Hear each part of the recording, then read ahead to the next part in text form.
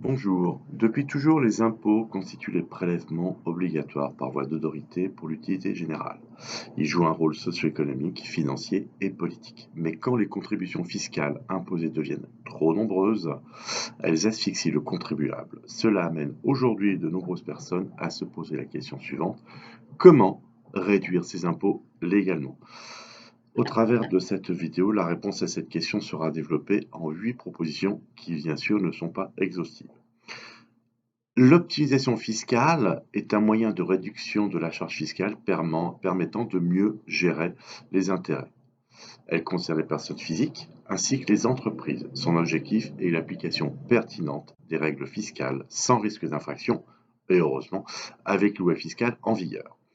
Il existe 3 formes d'optimisation fiscale, à savoir la réduction d'impôt, la déduction d'impôt et le crédit d'impôt. La réduction d'impôt consiste en une soustraction directe du montant de l'impôt à payer d'une somme forfaitaire à laquelle on a droit. Ce mécanisme permet au contribuable de gommer totalement son impôt. Par exemple, si vous payez 6 000 euros d'impôt, vous pouvez avoir droit à une réduction d'impôt forfaitaire de 5 500 euros.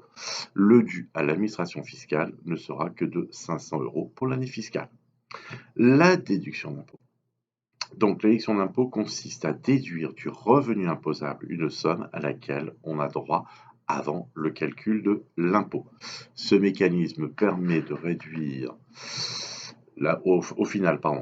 ce mécanisme permet de réduire au final l'impôt puisque le montant sur lequel celui-ci est calculé est réduit. La déduction d'impôt est d'autant plus efficace, bien évidemment, que vous êtes fortement imposé. Le taux marginal d'imposition 30, 41, voire 45%.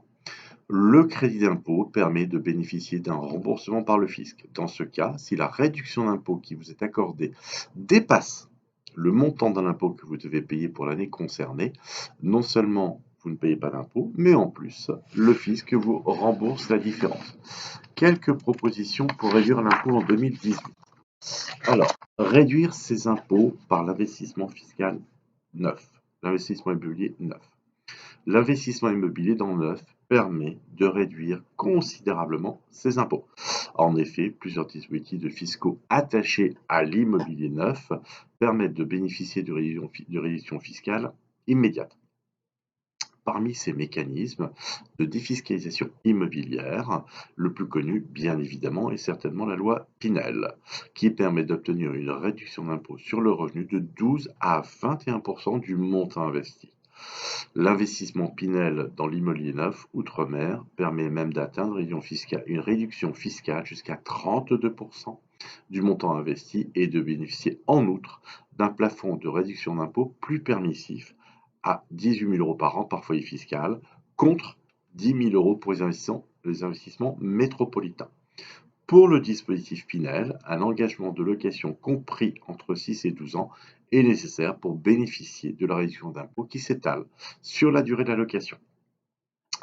L'indication par le PERP. Le PERP est le plan d'épargne retraite populaire. Il s'agit d'une solution d'épargne longue permettant de payer moins d'impôts. On a surtout l'opportunité de constituer un capital pour la retraite. Dans le cas du PERP, une tranche marginale d'imposition définit la réduction d'impôt sur le revenu. Prenons le cas d'un plafond déductible imposable qui est de 10 000 euros et dont l'imposition s'élève à 45%. Par versement de 10 000 euros sur le PERP, une économie d'impôt de 4 500 euros est réalisée. Réduire ses impôts avec l'investissement industriel outre-mer. Pour réduire ses impôts, une autre solution se trouve dans l'investissement industriel outre-mer, par le biais du dispositif Girardin industriel. En effet, on y gagne une réduction d'impôt sur le revenu de 110 à 120% sur le montant investi. Il existe un plafond de 51 498 euros par investissement annuel. Concrètement, si vous investissez 10 000 euros en début d'année, l'administration fiscale vous octroie un crédit d'impôt pouvant atteindre jusqu'à 12 000 euros. L'opération est renouvelable chaque année dans la limite du plafond de la réduction d'impôt spécifique à l'outre-mer. Le dispositif Malraux est la défiscalisation. Ce dispositif légal permet d'investir dans l'immobilier ancien pour payer moins d'impôts. Le but de ce dispositif est la restauration d'anciens immobiliers des centres-villes remarquables. Il permet donc de réduire son impôt sur le revenu selon les investissements faits dans le secteur sauvegardé et les quartiers dégradés. Pour les immeubles dans un secteur sauvegardé, le taux de réduction d'impôt sur le revenu au titre d'investissement Malraux est de 30%. Pour les immeubles situés en zone de protection du patrimoine architectural urbain et paysager, ce taux est de 22%. Gardez à l'esprit qu'une mise en location du bien pour une période de 9 ans conditionne la réduction d'impôt par le dispositif Malraux.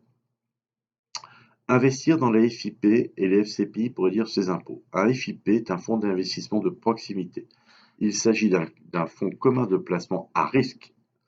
Au minimum 60% des sommes d'un tel fonds sont investies au capital de sociétés régionales non cotées. L'investissement comptant dans une FIP fait bénéficier d'une réduction d'impôt immédiate de 18% du montant engagé. Un plafond d'investissement de 12 000 € pour une personne et de 24 000 € pour un couple existe. Par conséquent, la réduction d'impôt maximale par une FIP est de 2 160 ou 4 320 € selon la situation. Avec un FIP Corse, on bénéficie d'une réduction d'impôt de 38% avec les mêmes plafonds. Cela implique 4 560 € maximum de réduction d'impôt pour une personne seule et 9 120 € pour un couple. La réduction peut atteindre 42% pour un FIP outre-mer. Les FCPI sont des fonds communs de placement pour l'innovation. Au minimum 60% du capital de ces fonds sont investis dans des PMI non cotées et innovantes. L'investissement comptant dans une FCPI fait bénéficier aussi d'une réduction immédiate de 18% du montant engagé. Il existe là aussi un plafond d'investissement de 12 000 € pour une personne seule et 24 000 € pour un couple. Les investissements dans les FIP et les FCPI ne sont pas des garanties de richesse. Il y a un risque important de perte du capital puisqu'il s'agit de placements sans aucune garantie. De plus, il faut conserver vos parts dans une FIP ou dans une FCPI pendant 5 ans pour bénéficier de l'avantage fiscal. Les monuments historiques et la défiscalisation. Un monument historique est un immeuble recevant par décision administrative un statut juridique et un label.